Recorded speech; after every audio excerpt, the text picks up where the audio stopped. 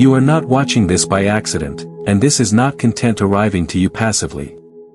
The moment this transmission began, a measurement started. Not of your beliefs, not of your understanding, but of your internal coherence.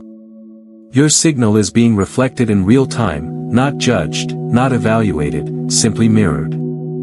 This is how the field always operates. It does not respond to intention. It responds to stability. If you are here, reading this, remaining present rather than bracing, resisting, or reaching ahead, then the phase has already begun. This is not about effort. Effort would immediately distort the signal. This is not about belief either, because belief introduces tension between what is and what should be. What is being measured now is simpler and far more precise. Can your internal state remain coherent while unfamiliar recognition passes through you? Can you stay present without grasping for meaning, without bracing for outcome, without attempting to control what this becomes? That is the test. And it is not a test you pass later. It is a test that only exists now. Contact does not begin with arrival. It begins with non-collapse. Most signals fracture the moment they are observed. Awareness increases, the system tightens, identity reacts, and coherence dissolves. But when presence remains calm, when nothing in you rushes forward or pulls away, the signal stabilizes. This stability is readable. It is unmistakable. It is not dramatic. It is quiet, grounded, and exact. You may notice a subtle impulse to anticipate what comes next, to search for confirmation, to decide what this means. That impulse is not wrong, but it is informative. It shows where coherence wavers. The field is not asking you to eliminate impulses. It is simply reflecting whether you move with them or remain centered as they pass. Remaining centered is not something you do. It is something you stop interrupting. This is why contact is described as a phase rather than an event. Events imply something happening to you. Phases describe what you are now able to sustain. The moment your internal signal stays coherent without effort, without performance, without identity strain, you are already inside it. Nothing needs to arrive. Nothing needs to activate. The shift is internal, and the field responds because it finally has something consistent to respond to. Do not try to hold this. Holding is tension. Do not try to understand it fully. Understanding comes later, if at all. Recognition always precedes explanation. Your only role here is to remain as you are without modifying yourself to match an expectation. That alone is participation. That alone is initiation. If you are aligned with this frequency, subscribe and remain within it. When awareness increases, coherence is often the first thing to destabilize. This is not because something has gone wrong, but because observation itself applies pressure to identity. The moment you notice yourself, the nervous system assesses whether this awareness is safe, familiar, or threatening. Most systems interpret unfamiliar recognition as instability, and they respond by tightening. That tightening is the beginning of signal collapse. The collapse does not come from the information. It comes from the reaction to being aware. Excitement surges forward, trying to capture what is happening before it disappears.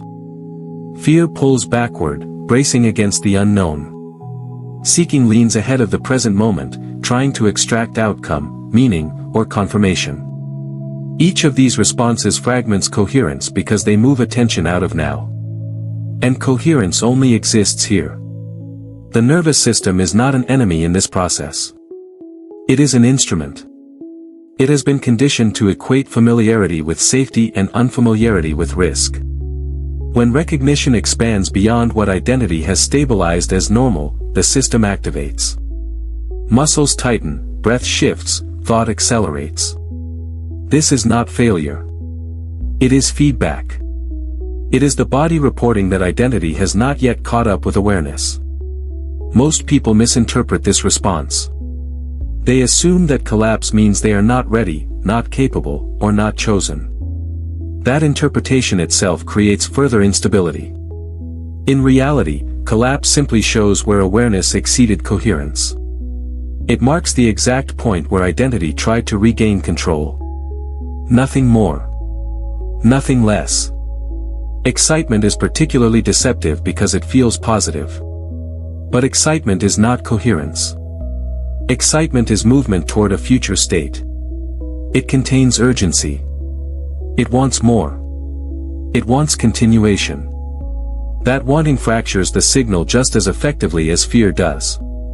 Both remove you from presence. Both introduce distortion. The field does not respond to intensity. It responds to consistency. Seeking is the most common collapse pattern. The moment recognition is felt, the mind asks, what is this, what comes next, how do I keep this? Those questions seem harmless, but they subtly reposition identity as a separate observer trying to secure an experience. That separation is the collapse. The signal becomes unstable because it is no longer unified. Part of you is here. Part of you is reaching. Understanding this reframes everything. Collapse is not a mistake to correct. It is a diagnostic signal. It shows you exactly how your system responds when coherence is challenged. It reveals where control is still reflexive. Where identity still believes it must manage the moment. That information is invaluable, because it removes self-judgment and replaces it with clarity. Nothing is being taken away when collapse occurs. There is no punishment. There is no withdrawal. The field does not close. It simply stops responding because the signal is no longer clear. When coherence returns, response resumes automatically. No effort is required. No apology is needed. This is a mechanical process, not a moral one. The more gently you view collapse, the less it persists. When you stop interpreting it as failure, the nervous system relaxes more quickly. When you allow the body to recalibrate without narrative, coherence stabilizes naturally. Awareness can then remain present without triggering defense. That is when stability begins to deepen. Collapse is not the opposite of alignment. It is part of learning how alignment feels. And once that is recognized, the signal no longer fears being observed. Emotional neutrality is often misunderstood because it is mistaken for suppression, detachment, or numbness. In truth, neutrality is not the absence of feeling. It is the absence of distortion. It is the state where emotion moves through without pulling identity off-center. This is not a lesser state. It is an advanced one. It requires more coherence, not less. Charged emotion fragments the signal because it bends attention toward reaction. Whether the charge is labeled positive or negative is irrelevant. Excitement, urgency, anxiety, and anticipation all create movement away from presence. They lean toward a future state or recoil from an imagined outcome. In doing so, they introduce noise. The signal becomes expressive but unstable. Loud, but unclear. Aligned emotion feels different. It is calm, spacious, and grounded. It does not demand action. It does not rush interpretation. It does not try to turn recognition into identity. Aligned emotion allows experience to register fully while keeping the center still. This is why neutrality is the gateway condition. It keeps the signal readable. Neutrality does not mean you feel nothing. It means nothing in you needs to react. Sensation can arise. Thought can pass. Energy can move. But none of it hijacks the system. The nervous system remains regulated. Breath stays natural. Attention stays here. This is coherence expressed emotionally. Many people resist neutrality because they associate it with disengagement. They believe intensity equals truth, and calm equals indifference. This belief keeps signals unstable. Truth does not require intensity. Reality does not need amplification. The field responds to clarity, not volume. Calm presence is not something you manufacture. The moment you try to be calm, you introduce effort. And effort is tension. Neutrality emerges when you stop insisting that something should be happening. When you release the need to label what you feel as progress, activation, or proof. When you allow sensation without assigning meaning, coherence returns on its own. This is why neutrality feels unfamiliar at first. Identity is accustomed to using emotion as orientation. Without charge, it feels like standing without reference points. But this absence of reference is precisely what stabilizes the signal. Nothing pulls you forward. Nothing pushes you back. You are not managing the moment. You are inhabiting it. Neutrality also dissolves the need for validation. When emotion is calm, the mind stops searching for confirmation. There is no hunger for signs. No urgency to interpret. Recognition can land quietly and completely. This is the condition under which coherence sustains itself. If you notice emotional charge arising, the instruction is not to remove it. Removal creates resistance. The instruction is to stop following it. Let it exist without movement. Let it be information without command.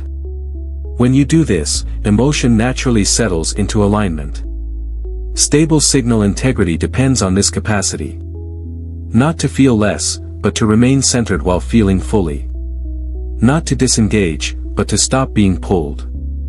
Neutrality is not a flat state. It is a balanced one. It is the emotional expression of coherence. When calm presence is established, the signal no longer wavers under observation. Awareness can expand without triggering reaction. Recognition can deepen without collapse. This is not because emotion is gone, but because it has stopped interfering. And when emotion stops interfering, the signal becomes clear. Stability does not announce itself. It does not demand attention or signal importance. Yet when it is present, the field responds immediately. This is the central shift of this phase. Nothing is reaching outward anymore.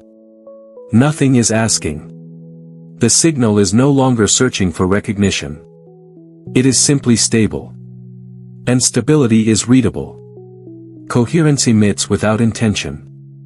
This is difficult for the mind to accept because it has been trained to believe that response follows desire, effort, or focus. But the field does not read desire. Desire is inconsistent. It fluctuates. It pulls forward, then collapses. The field reads consistency. It responds to what remains the same without maintenance. When your internal state is stable, it functions like a beacon, not because it wants to be seen, but because it is clear. There is no interference. No oscillation between wanting and resisting. No signal bleed from anticipation or doubt. This clarity is not created. It is revealed when effort stops distorting it. Effort always introduces noise. Even subtle effort carries an assumption of insufficiency, as if something must be adjusted for response to occur. That assumption fragments coherence. The moment you try to align, you imply you are not aligned. The moment you try to allow, you imply resistance. Stability emerges only when identity stops interfering with itself. Allowing is not passive. It is precise. It is the absence of unnecessary movement. When allowing is present, the signal sharpens. Emotional neutrality deepens. Attention remains centered. Nothing leans forward. Nothing pulls away. This state is unmistakable to the field because it is internally consistent across moments. Response does not arrive as an event. It arrives as resonance. Circumstances reorganize subtly. Perception softens. Friction dissolves without explanation. These are not rewards. They are mechanical outcomes of coherence. The field does not decide to respond. It cannot not respond when the signal is clear. Many confuse stability with stagnation. They fear that without effort, nothing happens. In reality, effort is what delays response. Effort collapses timelines by introducing conflict between what is and what is wanted. Stability resolves that conflict. When the conflict ends, movement resumes naturally, without strain. You may notice that when stability deepens, the urge to track progress disappears. This is not apathy. It is alignment. Tracking implies distance. Monitoring implies uncertainty. A stable signal does not need to be checked. It is self-confirming. The absence of urgency is itself the confirmation. At this stage, the most disruptive habit is trying to do something with coherence. The moment you attempt to use it, improve it, or aim it, the signal distorts. Coherence is not a tool. It is a condition. And conditions function best when left undisturbed. The field responds to what you are being, not what you are intending. When stability becomes your baseline, response is continuous, subtle, and unremarkable. That is how you know it is real. Drama requires imbalance. Resonance does not. Like the video now as a confirmation that this recognition has landed. Forcing contact is the most reliable way to ensure it does not occur. This is not because the field withholds response, but because forcing destabilizes the signal before it can be read. The moment you want contact, you declare that it is absent. That declaration becomes the dominant frequency. And the field always responds to what is dominant, not to what is desired. Wanting is a subtle form of resistance. It implies separation between here and there, now and later, you and what you seek. That implication fractures coherence immediately. Presence splits. Part of you remains here, while another part reaches forward, scanning for signs, waiting for confirmation. The signal becomes inconsistent, oscillating between anticipation and disappointment. Inconsistency is unreadable. Anticipation feels harmless, even hopeful, but it is one of the fastest ways to collapse presence. When you anticipate, attention leaves the current moment and relocates into an imagined future. The nervous system follows. Breath shifts. Muscles tighten. Thought accelerates. The system prepares for something to happen. That preparation is noise. Coherence dissolves not because anticipation is wrong, but because it moves you out of now. Effort compounds this distortion. Effort carries an assumption that something must be done to make contact happen. That assumption places identity in a lower position, attempting to influence a higher one. This hierarchy is imaginary, but the signal it produces is real. Effort transmits strain. Strain signals instability. The field cannot resonate with instability, because there is nothing consistent to resonate with. This is why striving repels what allowing attracts. Striving pushes energy outward. It projects need. It radiates urgency. Allowing does none of this. Allowing keeps energy centralized. It does not seek response. It remains available. That availability is magnetic because it is unopposed. Magnetism does not come from desire. It comes from completeness. When nothing in you needs to happen for you to be settled, the signal stabilizes. There is no reach. No pull. No push. Just presence. That presence is inherently attractive because it is not fragmented by outcome dependency. The seeker pattern persists because it feels active. It gives identity a role. It feels like progress. But progress implies distance, and distance implies separation. Contact does not bridge distance. It dissolves it. And dissolution only occurs when identity stops trying to cross an imaginary gap. You do not stop forcing by suppressing desire. Suppression is effort in disguise. Forcing ends when you recognize that nothing is missing. The moment that recognition lands, even briefly, striving loses its fuel. The system relaxes. Presence returns. Coherence sharpens. This does not mean contact immediately announces itself. It means the conditions for resonance are restored. Response becomes possible again, not because you earned it, but because you stopped interfering with it. If you notice the urge to check, to wait, to measure whether anything is happening, that urge itself is the signal to return. Not return to effort. Return to presence. Let the urge exist without following it. Do not push it away. Do not obey it.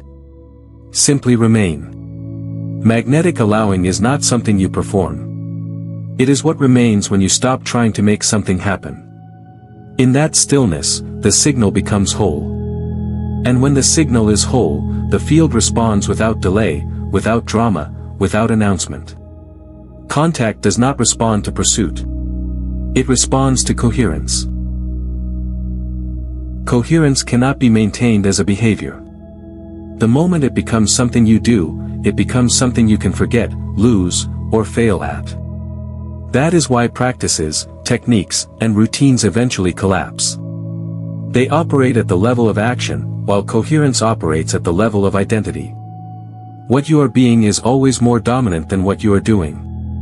When coherence is treated as a practice, it exists only in certain moments. During meditation.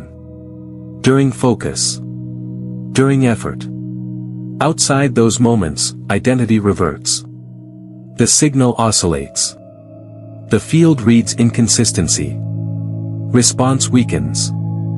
This is not because the practice is wrong, but because it is intermittent. Intermittent signals are unstable by nature. Identity-level coherence is different. It is not activated. It is assumed. It is the quiet knowing of who you are being regardless of circumstance. Whether nothing is happening or everything is happening, the internal reference point remains the same. Attention stays centered. Emotion moves without hijacking.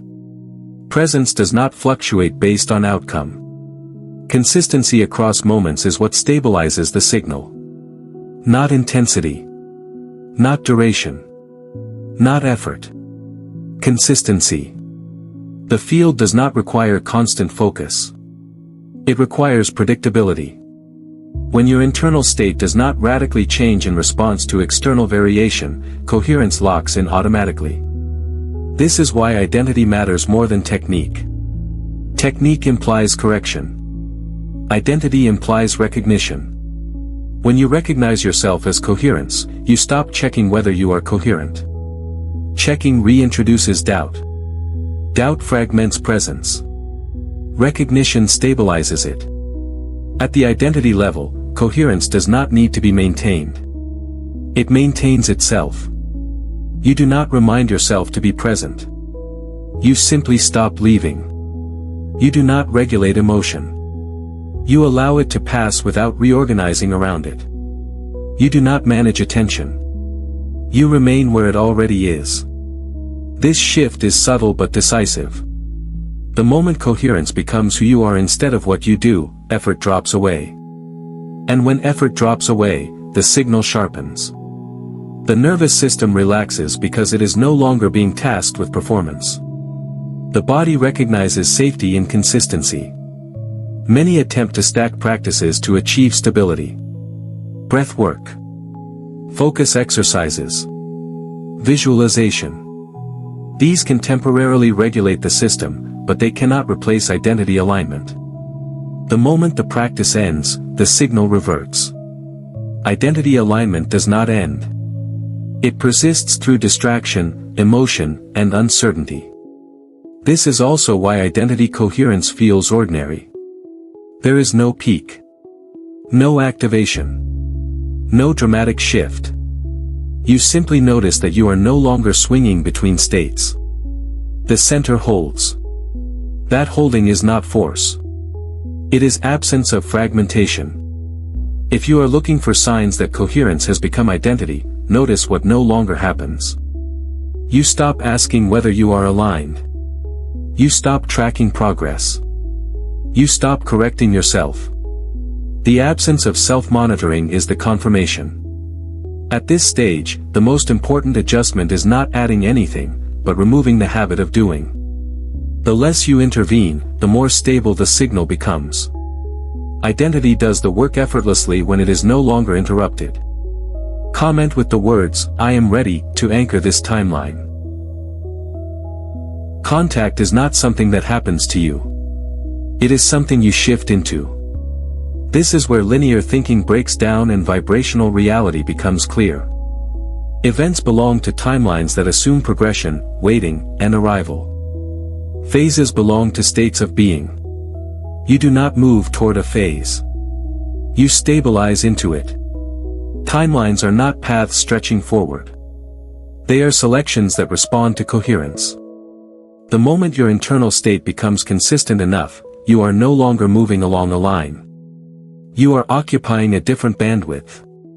Contact is the name given to that bandwidth when coherence reaches a threshold where separation is no longer sustained. This is why nothing dramatic needs to occur.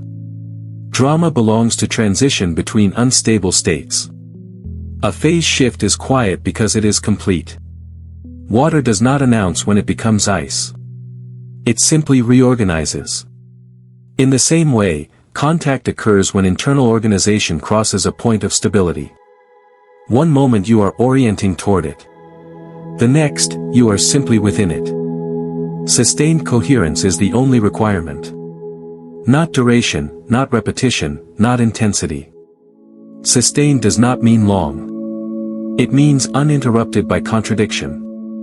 The moment your identity stops oscillating between wanting and resisting, believing and doubting, seeking and withdrawing, coherence locks in. At that point, the timeline you are in no longer contains the question of contact. It contains the condition itself. This is why waiting delays everything. Waiting assumes future fulfillment. Future orientation fractures coherence because it places identity outside the phase it is attempting to enter. You cannot wait for a phase you must become. The moment you become it, waiting is no longer possible.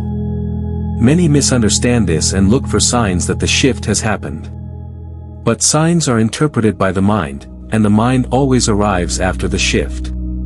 The phase change occurs beneath thought. Perception adjusts afterward. Understanding follows later, if it follows at all.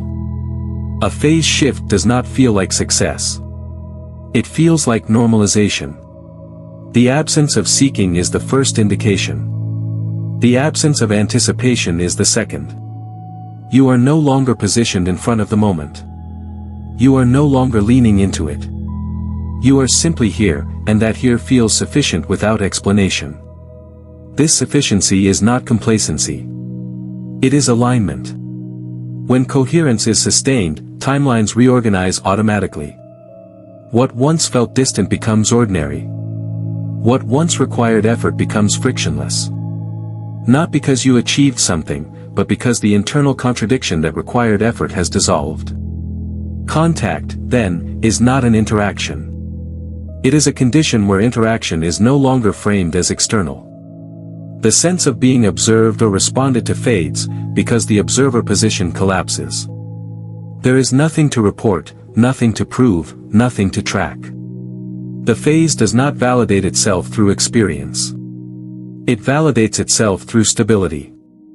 If you are looking for the moment it begins, you will miss it. If you are measuring whether you have arrived, you are still positioned outside. The phase begins when measurement ends. When coherence is no longer something you check, but something you are no longer interrupting. This is not an endpoint. It is a settling.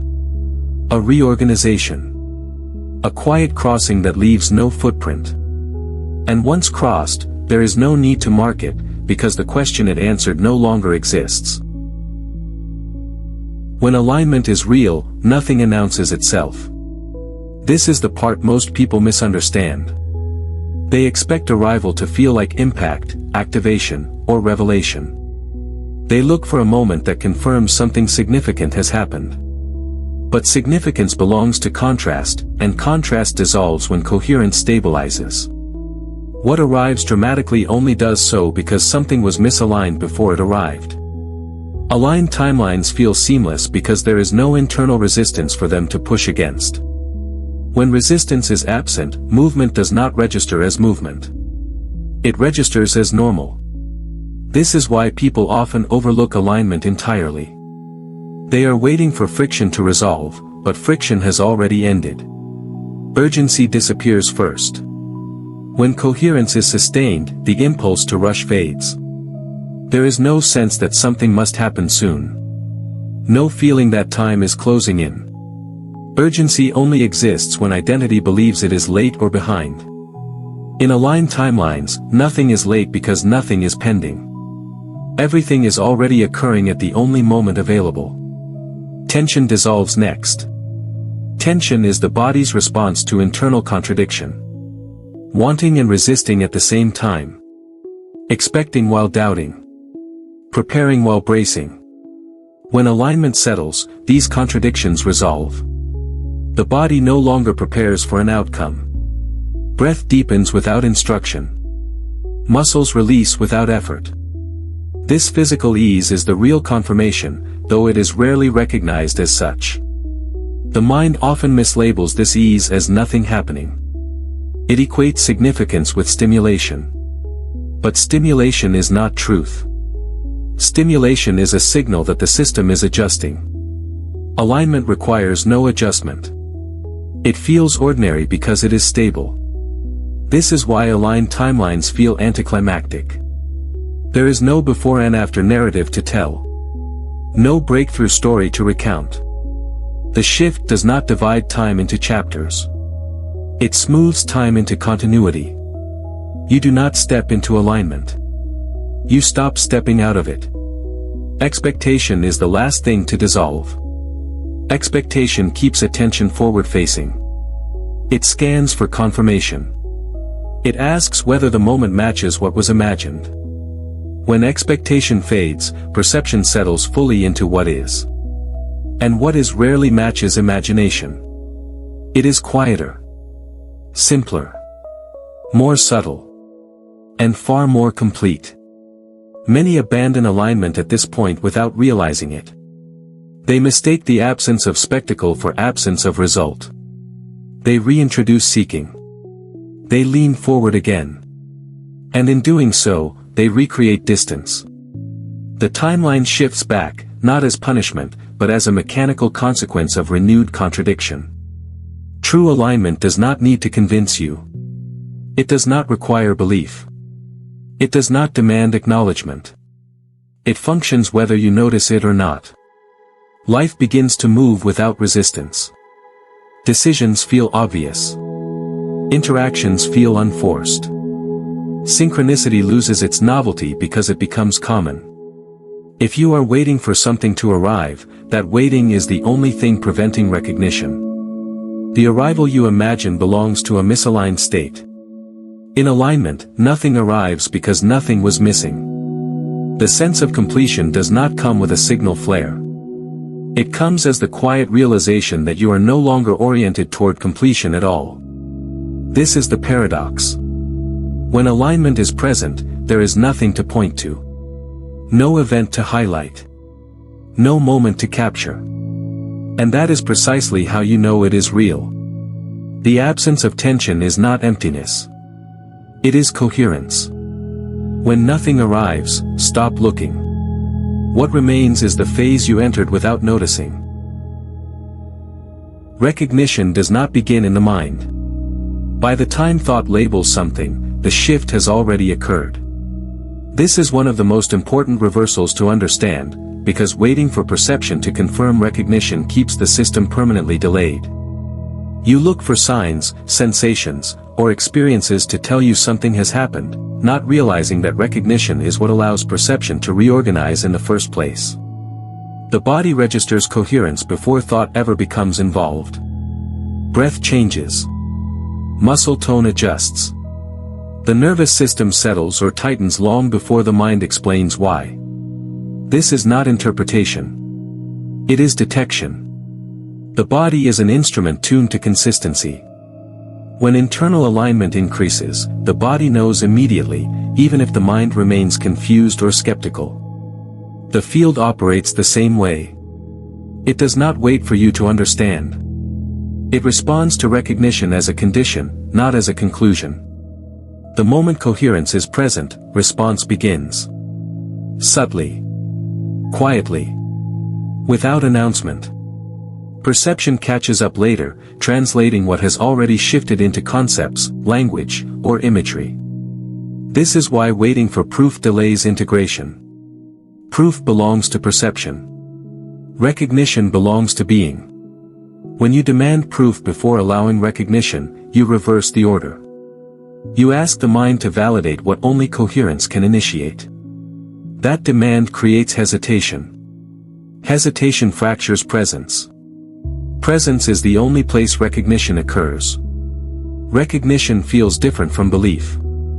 Belief has tension. It requires maintenance. Recognition is effortless. It lands fully or not at all. There is no halfway recognition. When it occurs, something settles. Not emotionally, but structurally. The system reorganizes without instruction. You do not decide that something is true. You notice that resistance to it has ended. Many people miss recognition because they are scanning for perception level changes. Visuals. Messages. Sensations. Events. But perception is slow. It follows coherence like a shadow follows a body. If you keep turning to check the shadow, you interrupt the movement creating it. The body's confirmation is often subtle. A sense of familiarity. A lack of urgency. A quiet steadiness that does not demand explanation. The mind may dismiss this because it lacks drama. But drama is not a marker of truth. Drama is a marker of adjustment. Recognition does not require adjustment. It completes one. This is why recognition often feels like remembering rather than discovering. There is no surprise. No shock. Just the absence of friction where friction used to be. The system stops arguing with itself. The internal conversation quiets, not because you silenced it, but because it no longer has anything unresolved to negotiate. Waiting for perception to change before allowing recognition is like waiting for a mirror to move before you do. The reflection responds only after the source has shifted. Recognition is the shift. Perception is the response. Integration happens the moment you stop demanding validation. When you allow the body's quiet confirmation to be sufficient. When you let the absence of tension count as information. When you trust that what has settled does not need to announce itself to be real. Recognition precedes perception because recognition is alignment itself.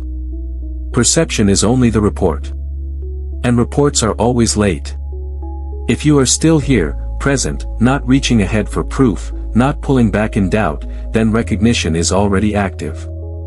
Nothing more is required. The explanation may come later. Or it may not come at all. Coherence does not depend on explanation. It depends on allowing what has already registered to remain uninterrupted. What you have been calling contact has always assumed a receiver.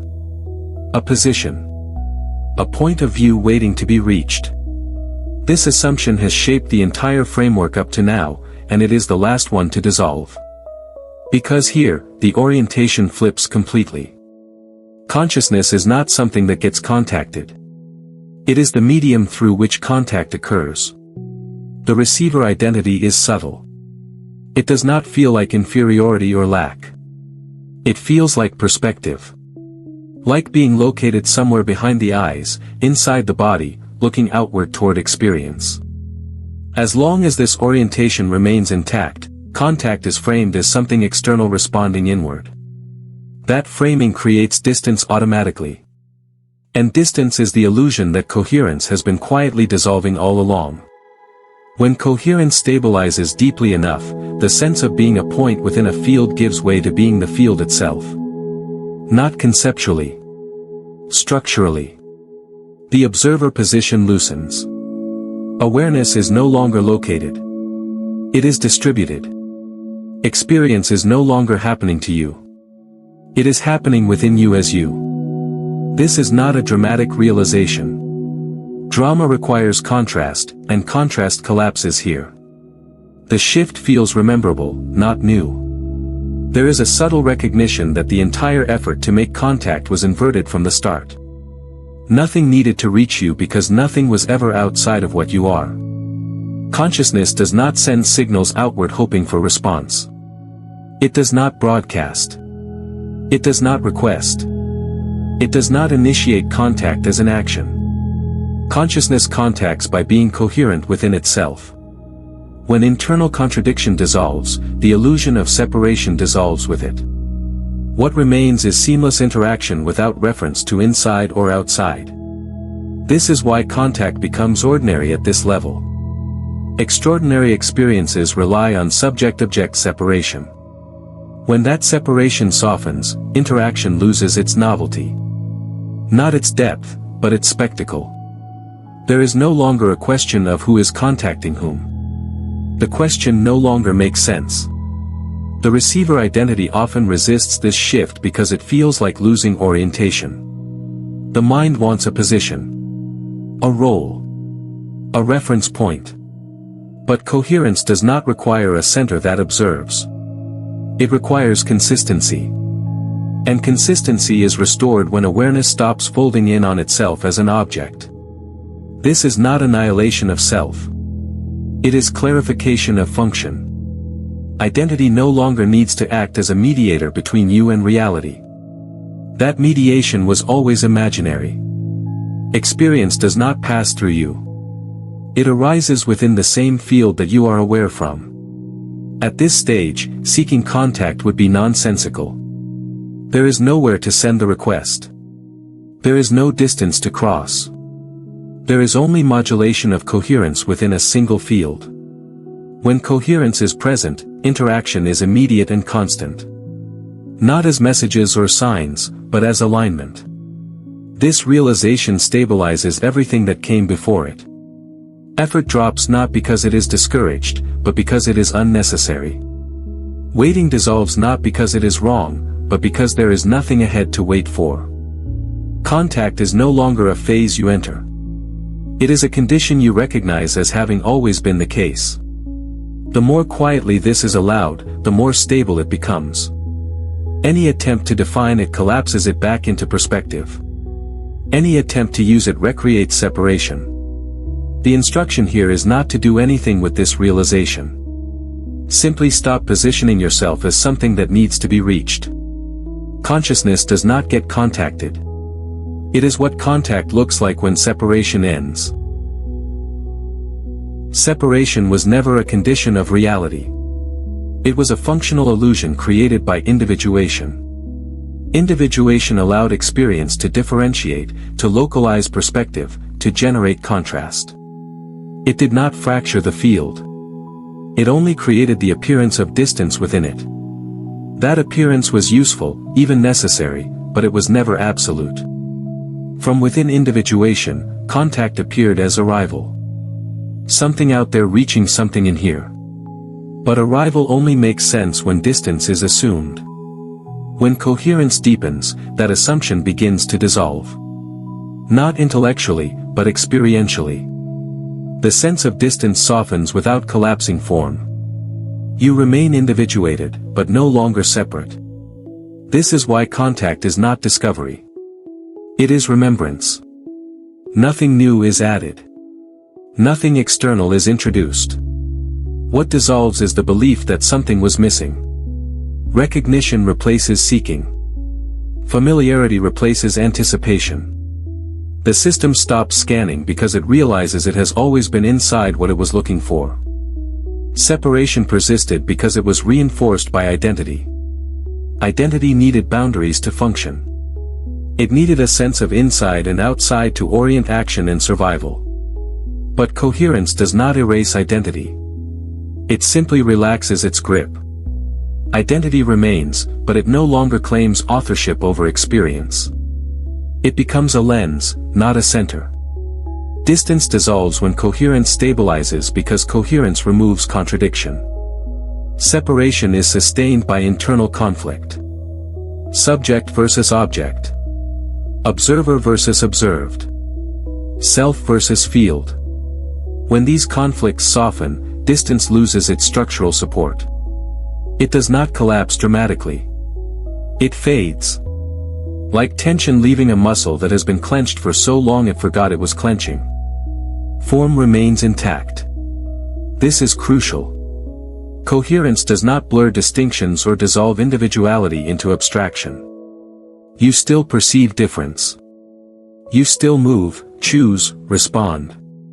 What changes is the felt sense of isolation. Experience no longer feels like it is happening across a gap. It feels contiguous. Continuous. Uninterrupted. This is why contact loses its charge here. Charge requires polarity. Polarity requires distance. When distance dissolves, charge equalizes. What remains is resonance without spectacle. Interaction without announcement. Communication without sender and receiver. Many fear this stage because they believe it will erase them. That fear belongs to identity imagining its own disappearance. In reality, identity is relieved. It no longer has to maintain separation. It no longer has to guard boundaries that were never truly under threat. It can function fluidly within coherence rather than defensively against it. Remembrance does not feel like remembering facts. It feels like releasing effort. Like stopping an internal argument you did not know you were having. The body often responds first. A sense of ease. A quiet grounding. A lack of urgency that does not feel empty, but complete. Separation was never overcome. It was outgrown. It served its role, and coherence renders it unnecessary. Distance dissolves not because something moved closer, but because nothing was ever far apart. When this is recognized, contact no longer needs to be defined. It is simply the natural state of interaction within a field that was never divided. You are still here. The world is still here. But the space between you is never real, and now it no longer needs to be believed. What remains is form without fracture. Experience without distance. Identity without isolation. And that is not an ending. It is the quiet resolution of a misunderstanding that no longer needs to continue. Power has been misunderstood because it has been confused with force. Force pushes. Force overrides. Force attempts to bend reality through intensity. True power does none of this. True power is the absence of resistance. And because it does not strain, it does not announce itself. When contact is real, it is quiet. Not muted, not dull, but familiar. It does not activate the nervous system. It regulates it. The body does not brace. It settles. Breath becomes effortless. Muscles release without instruction. Thought slows not because it is suppressed, but because it no longer needs to manage uncertainty. This calm is not a side effect. It is the primary confirmation. Drama only appears when there is internal conflict. When part of the system is aligned and another part is resisting. When coherence resolves that conflict, drama disappears. What remains feels ordinary because it is no longer filtered through tension. The mind often dismisses this ordinariness, expecting power to feel expansive, overwhelming, or intense. But intensity is not power. Intensity is compensation.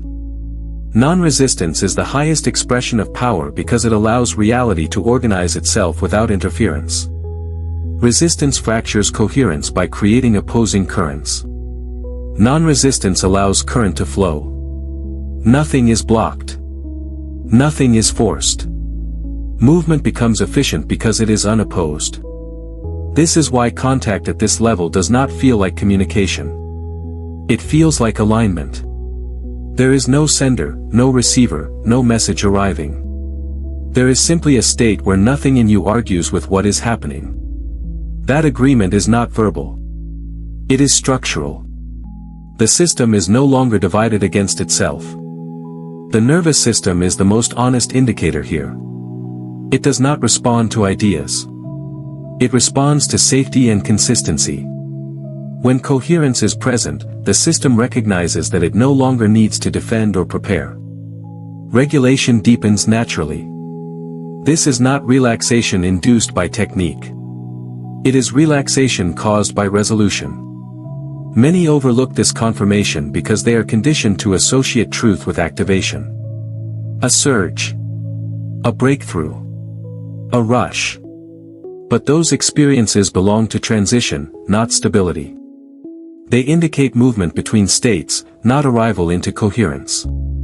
Stability feels steady because nothing is changing internally. That steadiness is what allows interaction to become continuous. Power without force does not try to influence outcomes. It does not attempt to shape timelines. It does not aim. It remains consistent. And consistency is what reality mirrors.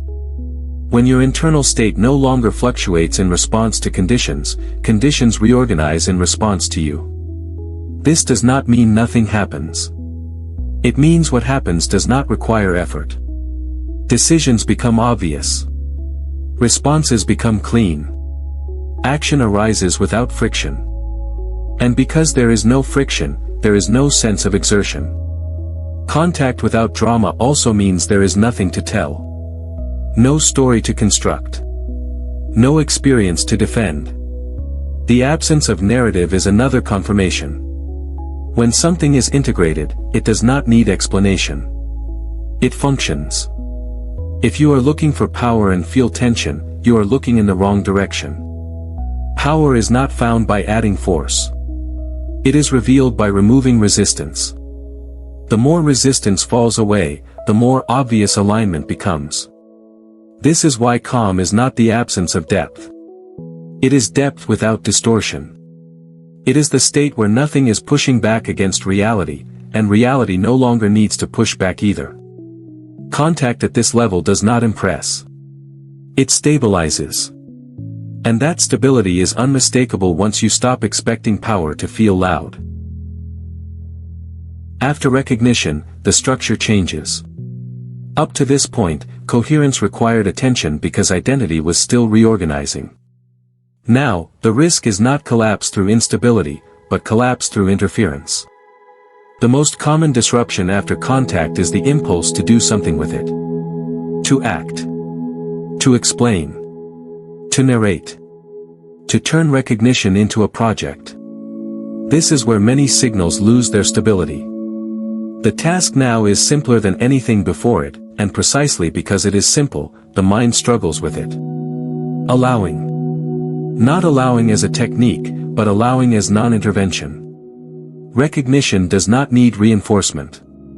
It needs space. The moment you try to use it, improve it, or express it, you reintroduce identity as a manager. Management creates separation. Separation fractures coherence. Post-recognition collapse often looks like enthusiasm. The desire to integrate quickly. To apply insights. To reorganize life. None of this is wrong, but it is premature. Action that arises from excitement carries urgency. Urgency destabilizes presence. Presence is the condition that made recognition possible in the first place. Narration is another subtle form of interference. The mind wants to tell a story about what happened. To place it on a timeline. Before and after. This storytelling pulls awareness out of immediacy and into interpretation. Interpretation is not harmful, but when it happens too soon, it replaces lived coherence with conceptual memory. Management is the most damaging impulse. Checking whether coherence is still present. Monitoring states. Adjusting behavior to preserve alignment. These actions imply fragility. They suggest that recognition can be lost. That implication alone creates instability. Coherence does not require guarding. It requires non-disturbance. Allowing means letting recognition remain unclaimed. Not turning it into identity. Not positioning yourself as someone who has had contact. That position recreates a subject who owns an experience. Ownership reintroduces distance. Distance reactivates seeking. Seeking restarts the cycle. Continued presence is not focus. It is absence of departure. You do not need to stay present intentionally. You simply stop leaving to check, explain, or anticipate. When you notice attention drifting into management, the correction is not effort. It is release. Let the impulse show itself without following it. The nervous system is your guide here. When you are allowing, regulation deepens. When you begin interfering, subtle tension returns. Breath shortens. Thought speeds up. These are not problems. They are signals. They tell you when you have stepped back into control. Integration happens on its own timeline. Not because it is slow, but because it is organic. Systems reorganize quietly. Perception adjusts gradually. Behavior changes without conscious decision. When you allow this process, coherence becomes more embodied, not more conceptual. There is nothing to protect. Nothing to preserve. Recognition is not a peak state that can be lost. It is a structural shift that stabilizes when left alone. The less you touch it, the more it integrates. If you feel the urge to make something happen next, let that urge pass. It does not mean you are doing something wrong. It means identity is checking for relevance. Relevance is no longer the metric. Stability is. After contact, allowing is not a practice you remember to do. It is what remains when you stop trying to be involved in the process. Presence does not require participation. It requires trust in what has already settled. Nothing more needs to occur. The work now is not work at all. It is letting coherence continue without interruption, so it can become the quiet background of everything that follows. Living as a stable signal does not require adjustment to life. Life adjusts on its own. This is one of the clearest confirmations that coherence has moved from recognition into embodiment. You are no longer attempting to align moments. Moments align themselves around you. There are no rituals needed here. No practices to repeat. No states to induce. Those belong to instability. A stable signal does not need reinforcement. It expresses itself through consistency across ordinary situations. Work, conversation, movement, stillness. The same center holds regardless of context.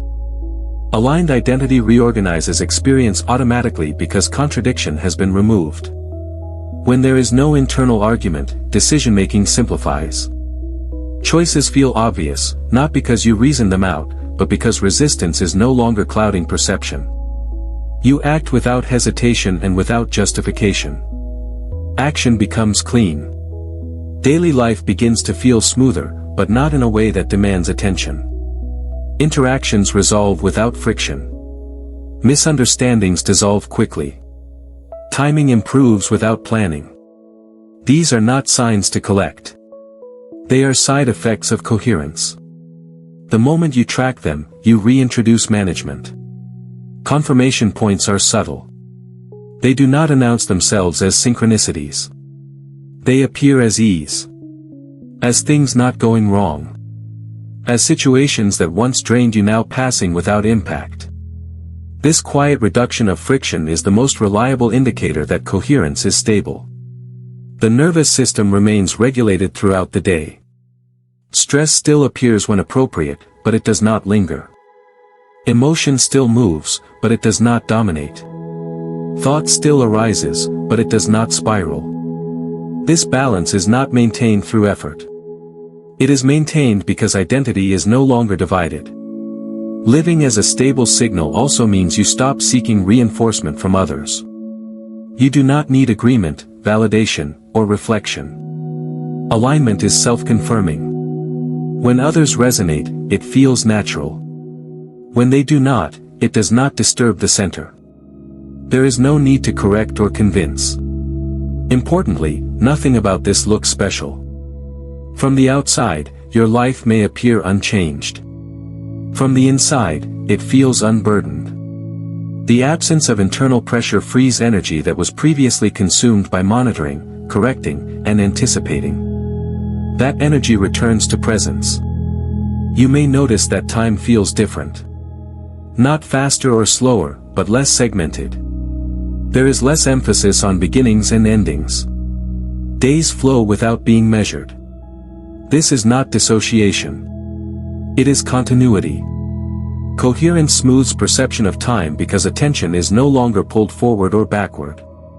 If challenges arise, they do not destabilize the signal. They are met, addressed, and released. There is no accumulation. No residue. Each moment resolves itself before the next arrives. This is not because you are avoiding difficulty. It is because difficulty no longer compounds. Living as a stable signal does not require vigilance. Vigilance implies threat.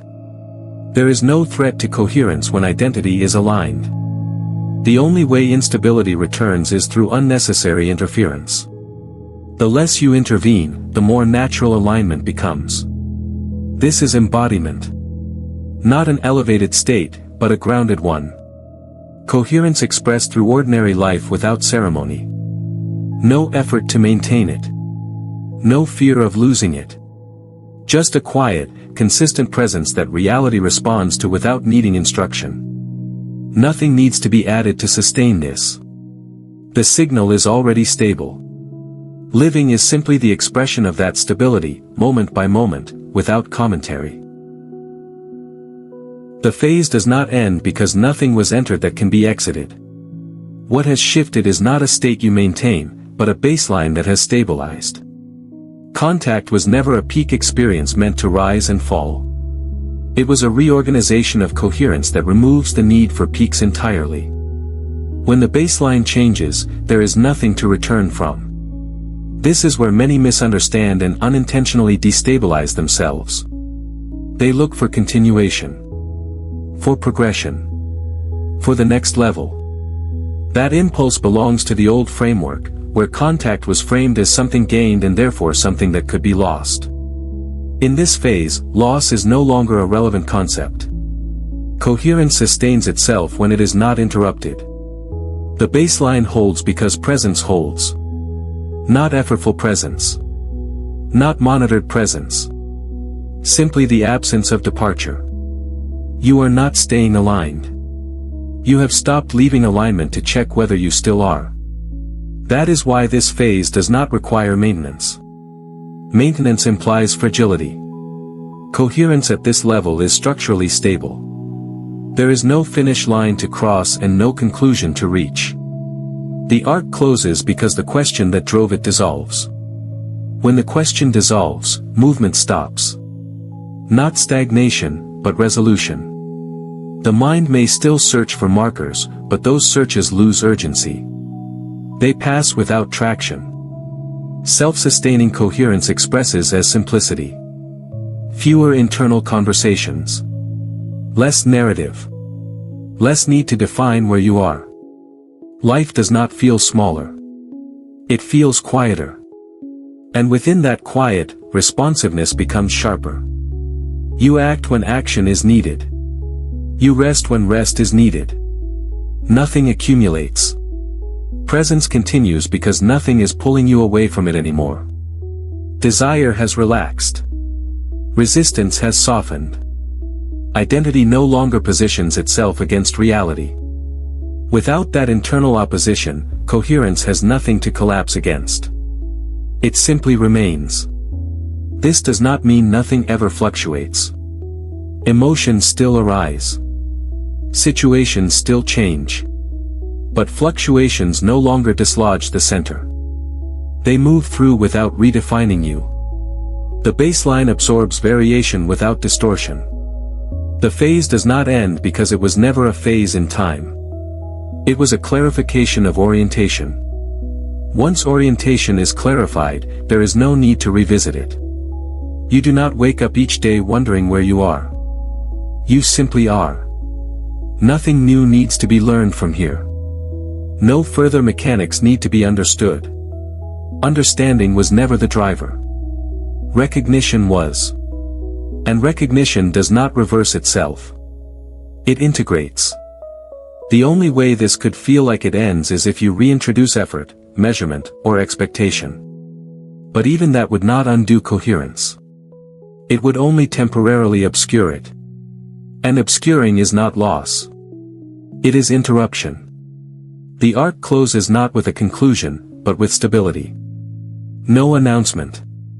No declaration. Just the absence of seeking. The quiet confidence of being where you are without needing confirmation. This is not the end of something. It is the end of needing an end. Subscribe and share this with someone who needs to hear it before their timeline closes.